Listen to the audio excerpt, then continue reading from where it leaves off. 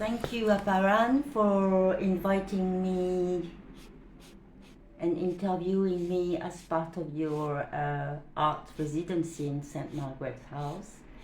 I feel honored, and also I feel like I'm pleased to give back to Margaret's House as well as give back to you as an artist. St. Margaret's House for the last nearly 40 years of my life has been very important for many reasons. I've been local to St. Margaret's House since the late 80s, so yeah, 40 years, something like that. As a mother, as a local neighbor, as a swimmer, as a dancer, as a mental health patient, as a life model artist, as a performer, as an activist for community, as a community supporter, as a friend. I've came for many reasons to this place, which has so much history. You asked me to think about what inspires me as me, being all the different level of myself. I think what inspires me, or what feeds me, I should say, most as a woman of Vietnamese French origin who has lived and stayed in the same place for 40 years around Bethnal Green. For me, coming from mixed backgrounds and being, first of all, as newly arrived in Bethnal Green, I was a foreigner. My father, as a Vietnamese person in France, was a foreigner. So for me, the most important is to feel grounded and rooted in a community. That's the most important, especially if you're a foreigner, to ground yourself where you arrive as a foreigner and make yourself at home with the neighbors, with the land, if you live in the countryside. But I mean, I feel very grounded to the walls of Margaret's house, or the greens around Bethnal Greens, or the church, or the museum, or the swimming pool. So that's the first thing that grounds me, and that's feeling rooted in a community where my neighbors are my friends, or sometimes my enemies, but we know each other. We're part of the same family. Yes, most of the time they're my friends. Enemies cannot be other people rather than family or friends, because otherwise it wouldn't be enemies, it would be just random people that you don't care about. But when you care, that's it. That's where the problem might come up, isn't it? But yeah, it's part of that, of having this community around you, isn't it? Yeah. And what helped me also feeling rooted to St. Margaret's House is that I'm also I've been also a teacher in the local area for 30 years, so that helped me root myself in educational perspective, to help the youngsters feel rooted themselves and feel part of the community and link us. And as a mother, obviously my children went to school, in primary school and secondary school in the local area, and my children have been very active in St. Margaret's House as well. Oh, nice. So that was nice to see an extension of my rootedness linked to St. Margaret's House in the community. Before I became a dancer, I was a swimmer, and your call has been, I say it as a joke, but it's not a joke, because there's a big spiritual side to myself and to me as a mover, a swimmer or a dancer. York Hall has been my church and my savior. Water has saved me, and it's been really nice that York Hall was also public baths in a Victorian time in a similar way, perhaps than, well, surely, than St. Margaret's House. That, you know, they're next door, and they had the same kind of, in the middle of the Victorian time when capitalism was being harsh on poor people, at least there was a little bit of charity work. So York Hall provided public baths to poor people, and St. Margaret's House provided support for vulnerable and poor women in the area. So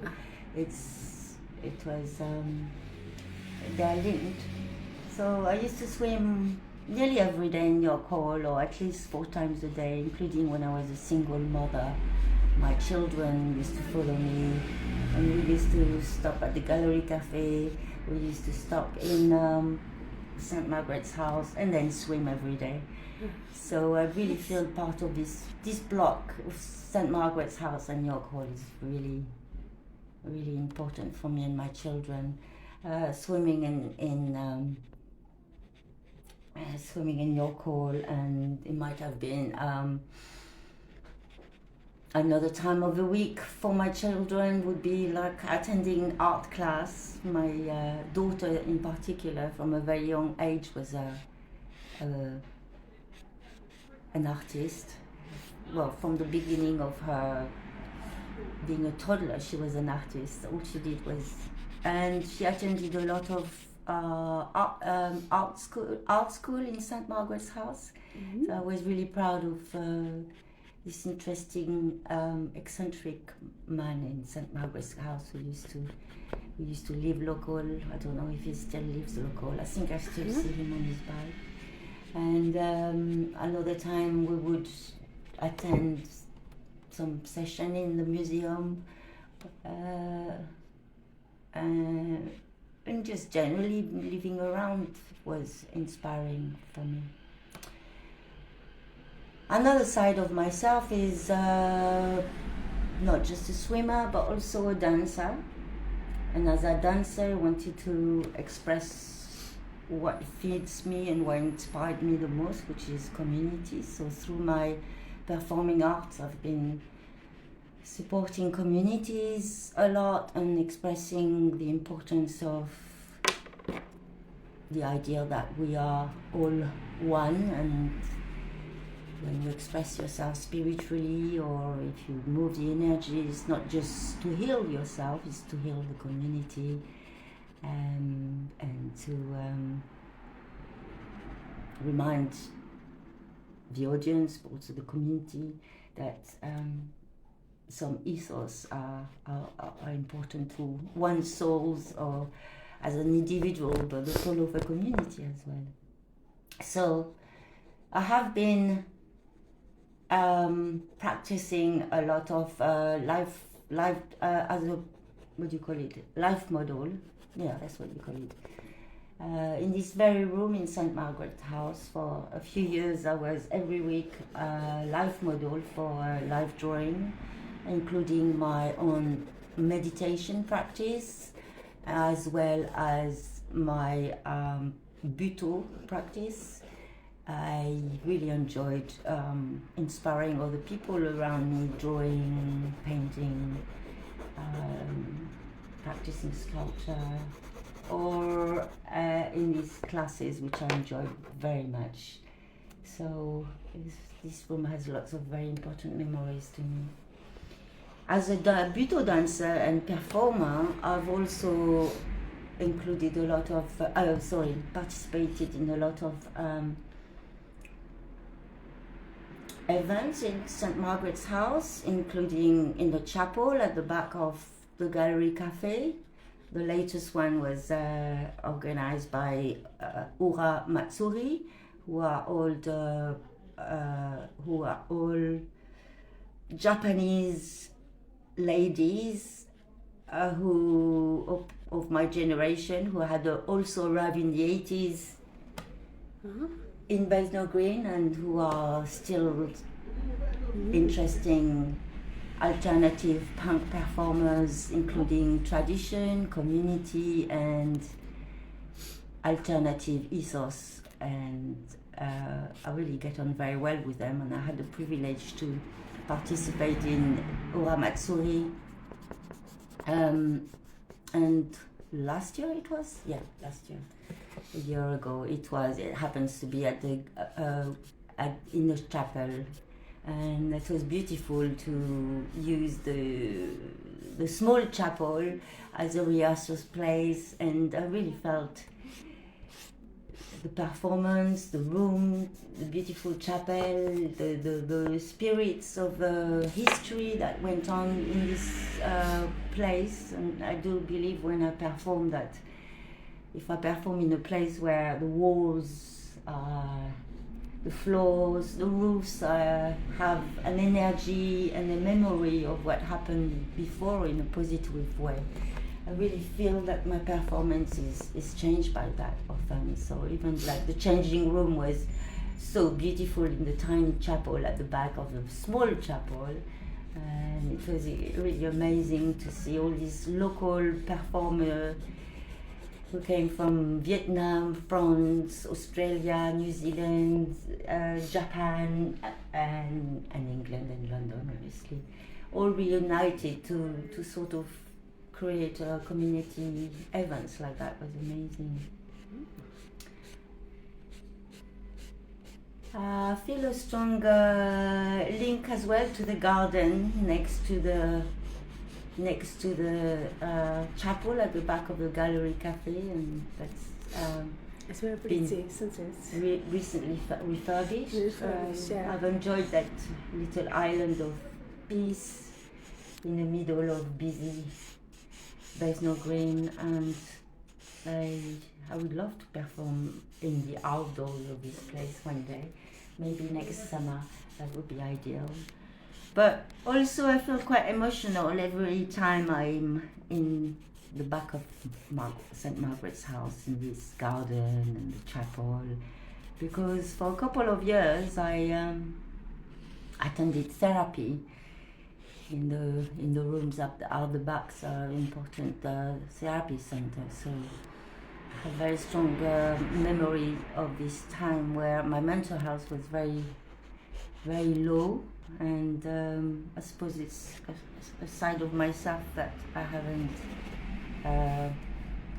shared yet in relation to St. Margaret's House, is how being lifelong chronic mental health sufferer, it's been so important to me for that reason to be part of St. Margaret's House, the community, swimming that helped as much as therapy did, and performing as well.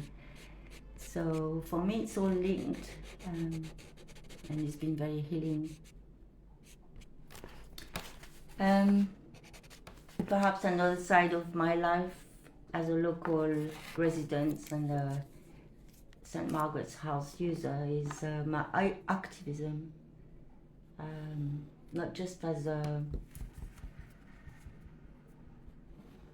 community supporter, but also as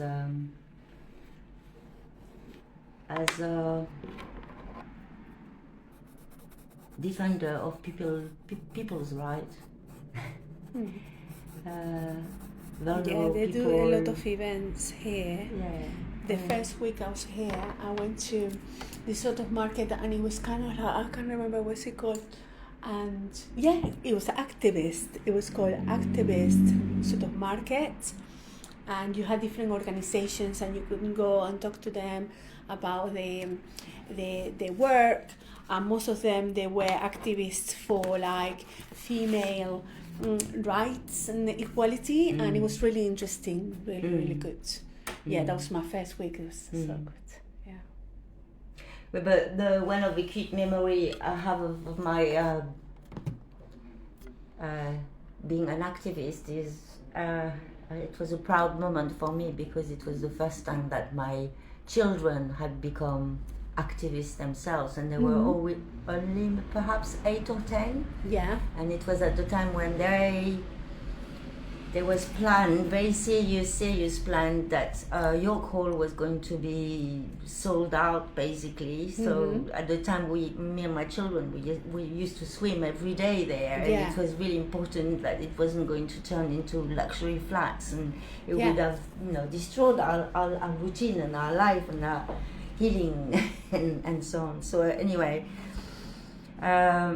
myself, as a parent, and lots of other neighbors, we got together, and we ended up doing some marches with banners.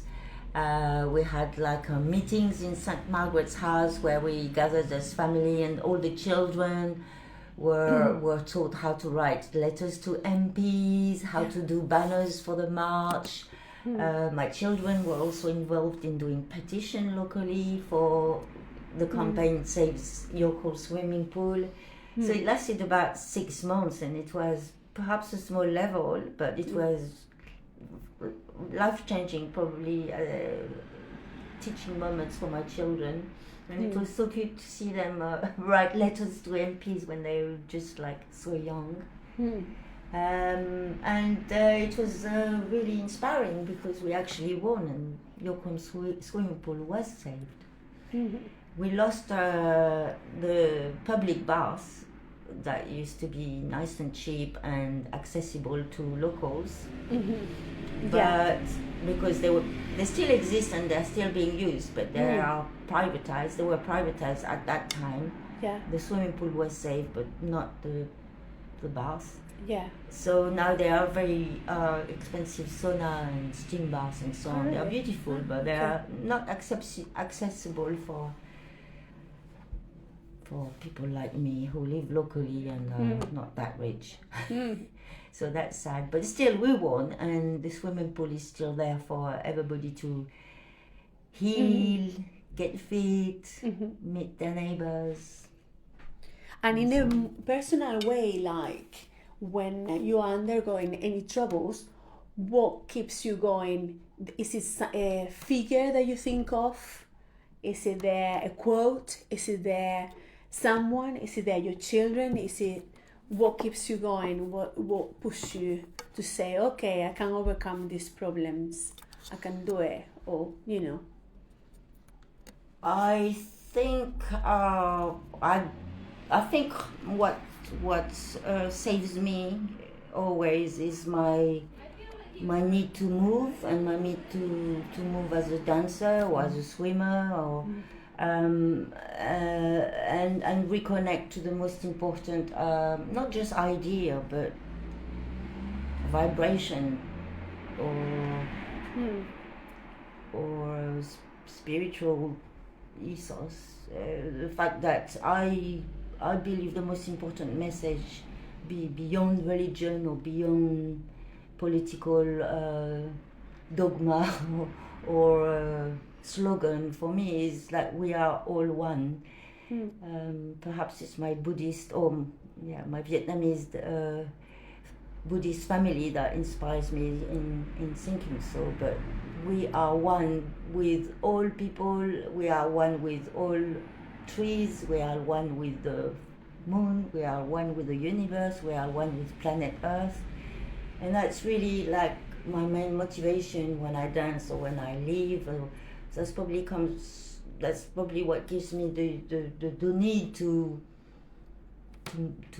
move as a sort of ritual, as a sort of prayer to whatever is around me and makes me, basically. It's my kind of prayer and my healing rituals. Not that it's spiritual, but it's not religious, and it's really what grounds and is the basic of my Buto dance practice. Good. Is it someone like you admire, that you think of that person like that? Oh, I want to be inspired. I'm thinking of the words of this person, or or maybe not. No, funnily enough, I'm very easily in love with people and very easily admire people, but I never had like a one Like idol. a one idol. I don't have one person that I admire that I want to be, or that there is not one person. And if you have to choose like a color or some colors, what colors would you be? Well, that's an interesting one for me because I'm very well known for being over the top obsessed with the color yellow. Yeah? Which I don't wear today because I don't know why. No, but it's true. Yeah, But, I remember that you said once that you like yellow. Yeah. My flat is yellow, my clothes are yellow, my coat is yellow. Most of the time I wear yellow, and I whenever I'm down or whenever, in whatever mood I am, yellow always is perfect for me. And it's not surprising because I'm a very up and down person emotionally, and so I'm either super joyful, which is what most people remember is I'm very like I laugh easily, I smile a lot, I like to make people laugh and bring joy, but I'm also a very dark person, and I can go to the opposite extreme and be very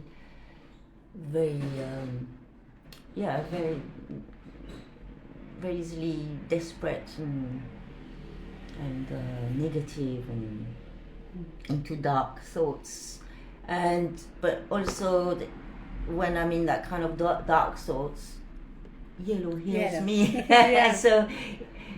So yellow for me is the color of madness, and yellow is also the color of happiness and joy, but also the color of life, the color of the sun.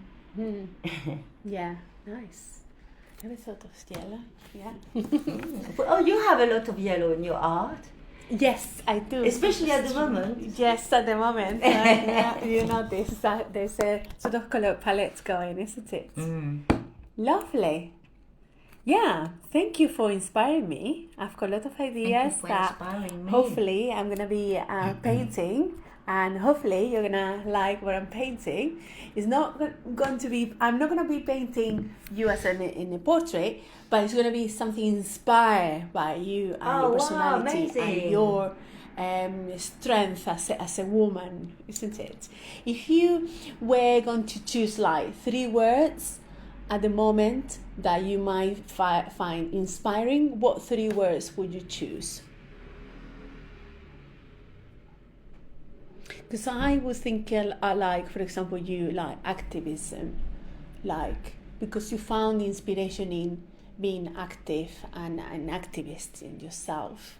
But I suppose one person that I admire greatly is my life partner, Clapper Priest, who is himself very much inspired by the Rastafarian culture and the culture of Jamaica, its music and its spirituality, and more than ever, the two sayings that Rastafarian people use a lot as greetings and as blessing is one love or peace and love, perhaps, and for me the peace and love and one love for me is the two most important message. Is so appropriate but also so simple.